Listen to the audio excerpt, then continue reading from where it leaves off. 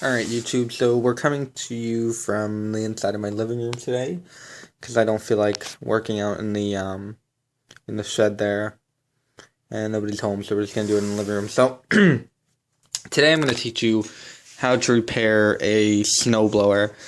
There's not really a lot of videos on this, or the videos that they are very vague explanations, so, The problem with this one is the engine starts. This is not going to do any engine work. It's just going to be on the auger. So the engine starts, runs fine.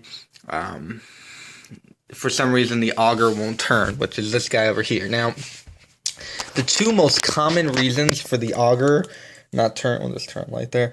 The two most common reasons for this not turning when it is engaged is usually either shear pins, which are located somewhere on the shaft here, or it's the V-belt.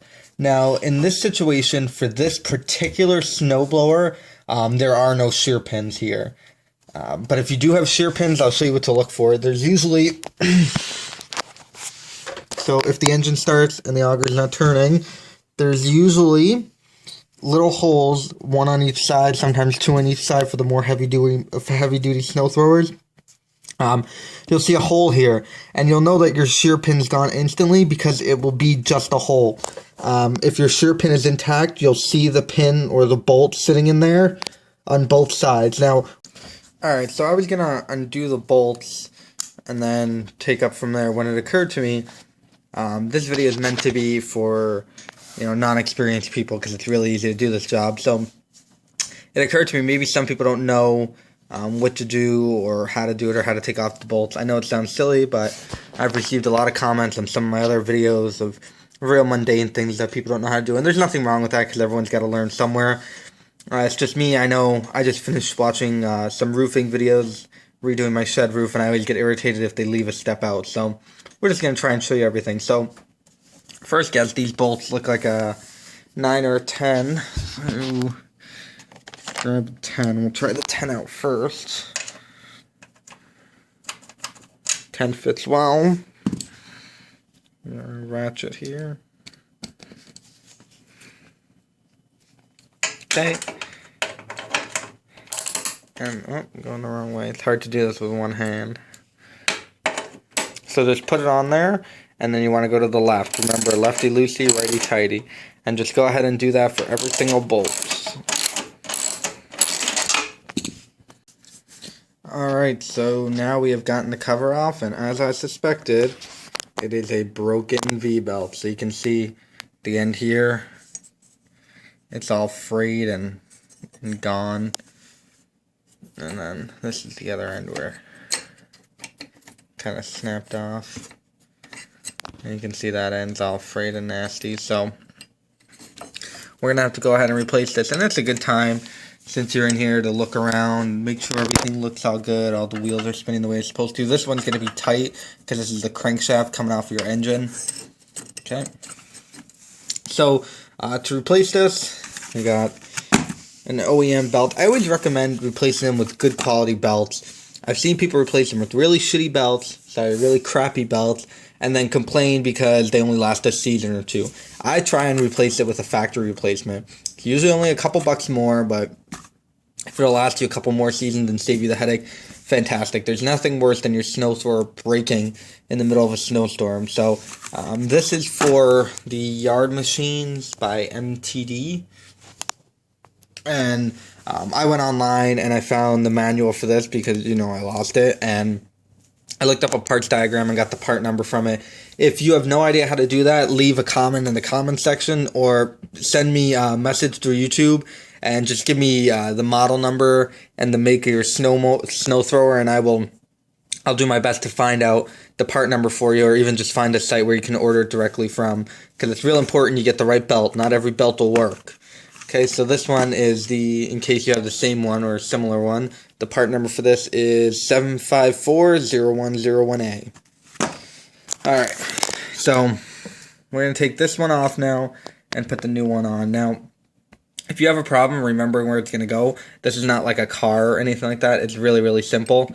But if you do, then just wait until you get the old belt, the new belt out of the package and ready to go. and then just slip it where the old one came. Now, one question that I did get a while back is, well, which way do you put the belt on? Well, there's really only one way to put it. There's no reason when you get the belt out that you should be turning it inside out and trying to get to go the other way. If you feel there's kind of a little slope here on the end, and the skinnier side is supposed to face down in the grooves here.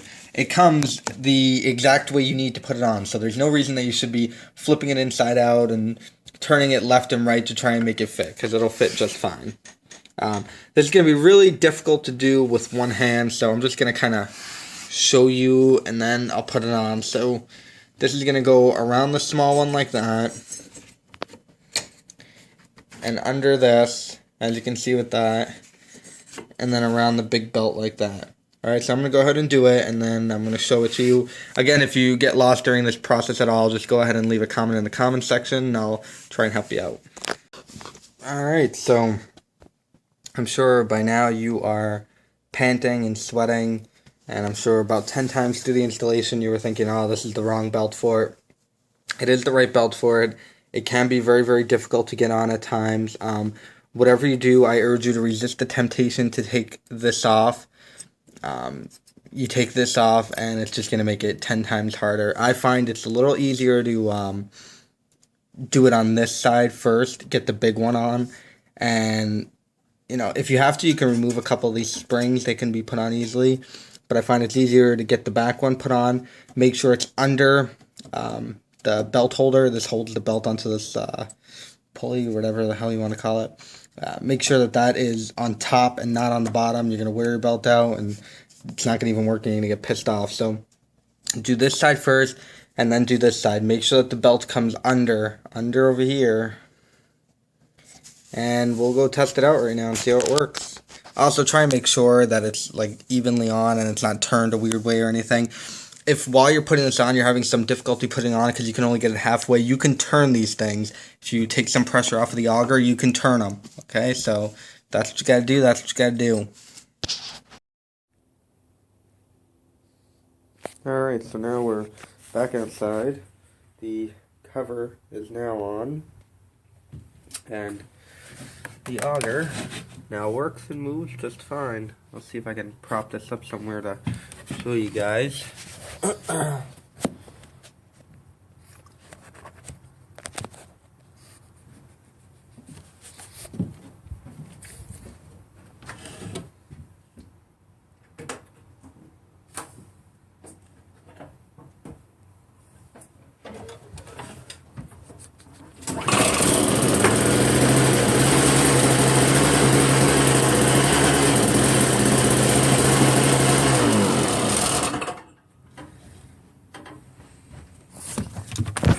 So, as you can see, all fixed. Good luck.